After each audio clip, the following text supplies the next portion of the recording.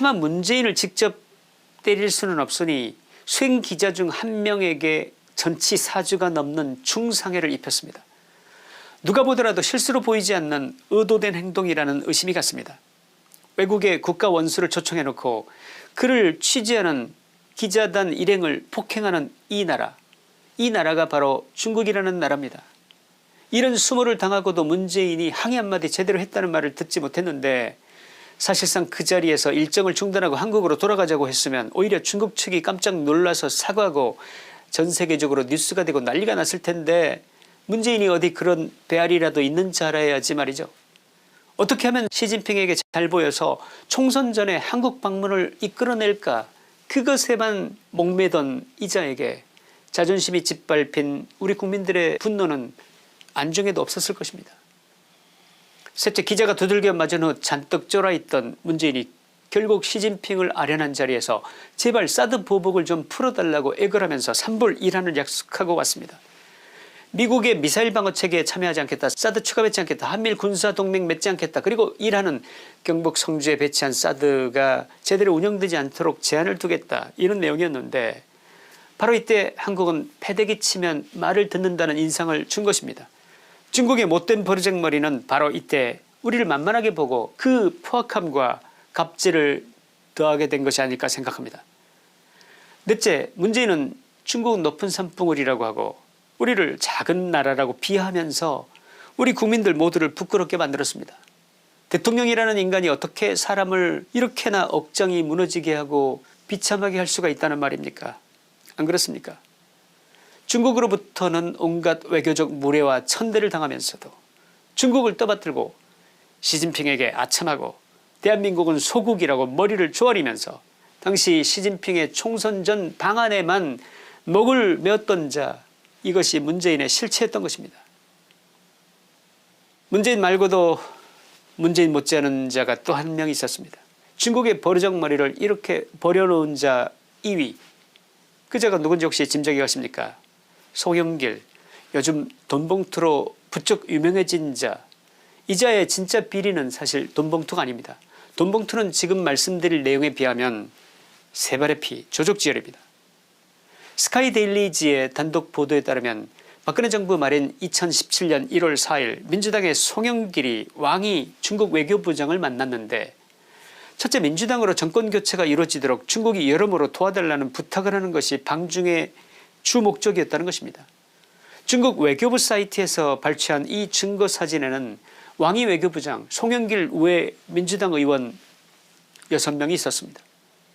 둘째, 민주당이 정권을 잡도록 도와주면 중국의 사드 철회 요구를 수용하겠다고 했다는 것입니다.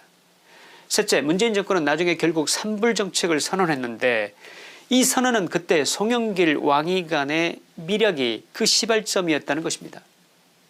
촛불 시위 때 중국인들이 왜 그렇게 많았는지 이제 이해가 가십니까? 스카이데일리의 보도대로라면 한마디로 중국과 이 나라의 안보를 거래한 것입니다. 이 나라의 안보를 팔아먹는 믿을 수 없는 짓을 저지른 것입니다. 이뿐이 아닙니다. 문재인 송영길에 이어 중국의 버르장머리를 이렇게 만든 세 번째 인물이 있었는데 혹시 짐작이 가십니까? 전 서울시장 고 박원순 씨. 죽은 사람 얘기해서 안 됐지만 이자도 중국이 대한민국을 깔보고 하대하게 한 세 번째 공신이라는 생각입니다. 그는 한국을 파리, 중국을 말에 빗대서 파리가 말 궁둥이에 딱 붙으면 말리를 간다. 중국에 가서 이런 발언을 했습니다. 우리나라가 파리랍니다. 중국은 말이랍니다. 중국인들이 듣고 얼마나 목에 힘을 줬겠습니까? 중국은 말이고 우리나라는 말 궁뎅이에 붙은 파리라는데 살다 이런 지저분한 아첨은 정말 처음 들어봅니다. 이 세 명이 전부는 아닙니다. 문재인의 산불정책 수용을 그대로 선언하면서 중국의 고개를 조아린 이재명도 손꼽히는 친중인사라고 할 수 있을 것입니다. 그리고 한 사람 더, 문재인이 비서실장을 지냈던 노영민, 나중에 주중대사로서 시진핑에게 신임장을 제정하면서 방명록에 만절필동이라고 썼는데 원래 이 만절필동이라는 말은 황하강의 강물이 수없이 꺾여도 결국은 동쪽으로 흐른다는 충신의 절개를 뜻하는 말이었습니다. 그러나 훗날 만절필동은 중국 황제를 향한 제후들의 충성을 의미하는 용어가 되었다고 합니다. 주권국가인 대한민국의 대사가 시진핑 주석 앞에서 우리나라를 스스로 제후국으로 낮췄다는 얘기인 것입니다. 제정신입니까 이 자들이. 이쯤 되면 중국의 버르장머리가 나빠질 만도 하지 않습니까? 이렇게 아부를 처해대는 문재인 일족들의 행동을 보자면 중국만 나무랄 일도 아니지 않냐 그 말입니다. 시진핑이 이 자들을 볼 때 얼마나 기분이 우쭐했겠습니까? 그러니 시진핑이 트럼프한테 가서 대한민국은 과거 자기네 땅이었다 이런 망언을 하게 된 거 아니겠습니까? 부글거리는 마음을 좀 진정시키고 마무리 말씀을 드려야 되겠습니다. 이 자들의 공통점이 뭐라고 생각하십니까? 첫째, 좌파 세력들의 전형적인 모습입니다. 사상적으로는 절대 자유민주주의자들일 수 없다 그 말입니다. 둘째, 민주당이라는 정당의 옷으로 자신들의 진짜 실체를 숨기고 있을지도 모른다는 것입니다. 민주주의의 탈을 쓴 공산주의자 아니면 사회주의자 이 둘 중에 하나일 것으로 보입니다. 셋째, 이들은 목표를 위해서 수단과 방법을 가리지 않는 자들입니다. 능히 나라를 팔아먹고도 남을 자들로 보입니다. 넷째, 이들은 중국의 하대와 갑질에 반항하기는커녕 아첨으로 순응을 해온 자들입니다.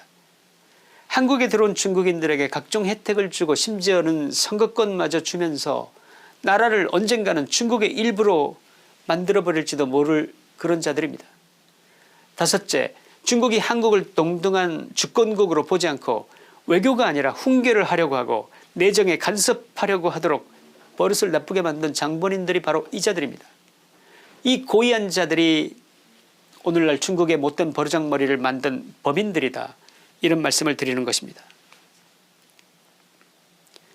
시진핑은 어쩌면 지금쯤 몹시 당황해하고 있을지도 모릅니다. 윤석열 대통령의 발언이 너무나 단호하고 당당해서 말입니다. 문재인 족속들과는 달라도 너무나 다른 윤 대통령에게 도대체가 적응이 안 된다고 생각하고 있을 것입니다. 정의로운 언행, 나라를 살리려는 언행, 대한민국의 미래를 열고자 하는 언행에 시비를 거는 자가 만약 있다면 그 자가 바로 악인이 아니고 누구겠습니까? 김천의 시사이다였습니다. 감사합니다.